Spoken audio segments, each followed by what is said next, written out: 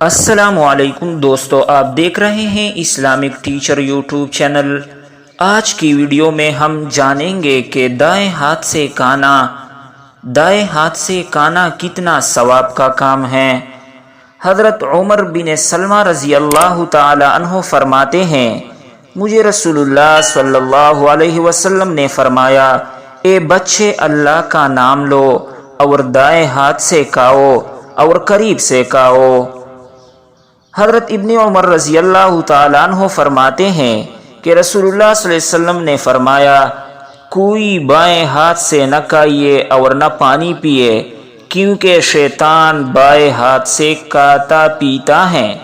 حضرت عائشہ رضی اللہ تعالیٰ عنہا سے مرفوعاً روایت ہے کہ جو بائیں ہاتھ سے کھاتا ہے شیطان اس کے ساتھ شریک ہو جاتا ہے اور کھاتا ہے۔ حضرت سلمہ بن اکوع رضی اللہ تعالی عنہ فرماتے ہیں کہ رسول اللہ صلی اللہ علیہ وسلم نے ایک شخص کو بائیں ہاتھ سے کھاتے دیکھا تو آپ صلی اللہ علیہ وسلم نے فرمایا، دائیں ہاتھ سے کھاؤ۔ اس نے تکبراً و اعراضاً کہا، میں نہیں کھا سکتا۔ آپ صلی اللہ علیہ وسلم نے فرمایا، تم نہیں کھا سکو گے؟ چنانچہ اس کے بعد اس کا دایاں ہاتھ شل ہو گیا۔